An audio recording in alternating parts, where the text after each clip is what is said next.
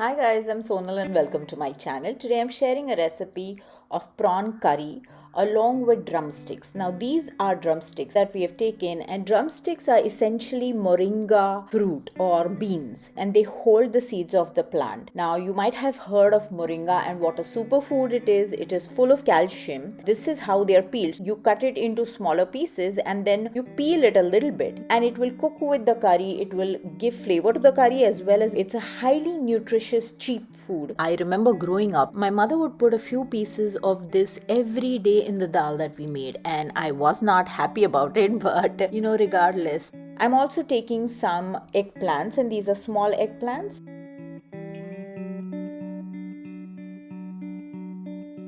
I have my aunt here who is helping out with cleaning drumsticks. So she was visiting and she wanted to eat something that was traditional to where my husband belongs, and that's the reason I decided to make this gravy because I really love it, and it's very, very different. It was a new experience for her and she thoroughly enjoyed it.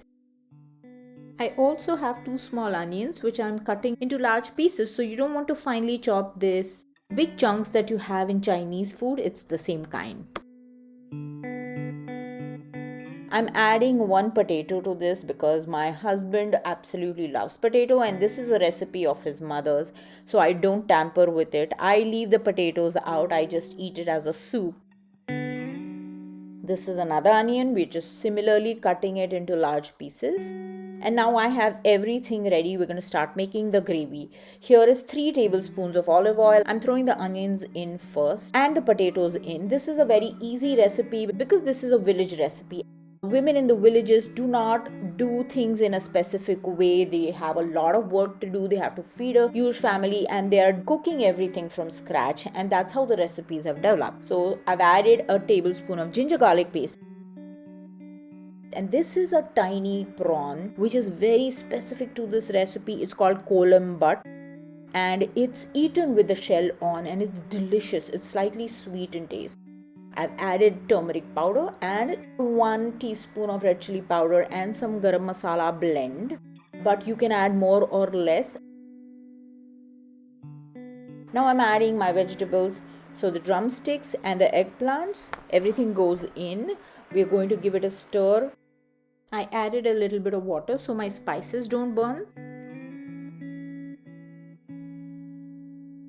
This is 1 teaspoon of salt, and we're going to give it a taste in the end and then maybe adjust that. And once all of this is added into the gravy, we are going to allow this to cook covered.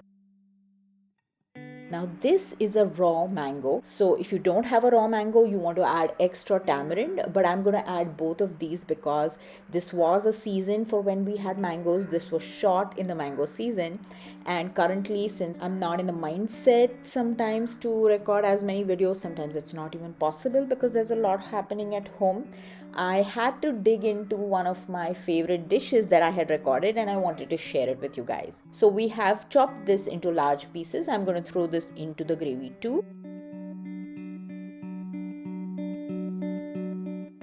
I'm adding some tomato puree, and you know that I de-seed and remove the peels of my tomatoes, cook them in a pressure cooker, and then it is stored as a puree. Add ample water because this is normally eaten with rice, and then cover it. Add salt to balance the extra water that you've added, and then cover it. So I have let the potatoes cook a little bit before I add my tomato puree and my raw mango. The reason being that if you add any sour agent, it takes longer for the food to cook, is what we believe. So we let it cook to a certain point, and then I've added the last 2 things. And after it's completely cooked and all of the flavors have worked together, blended really well, that is when I'm going to add the tamarind paste. You can buy this ready made. We soak our tamarind and we make a paste out of it. I've added 2 tablespoons and a little more or less depending on your taste. And then the final thing is some fresh coriander leaves. The dish is ready. Give it a final taste. You can adjust for the sour flavor as well as salt, and serve with rice or as a gravy or with cauliflower rice. So I felt like I needed more tamarind, so I added another tablespoon. I hope you've enjoyed watching this recipe. Will give it a try and let me know in the comment section. Click the like button, subscribe to my channel, and thanks for watching. Bye.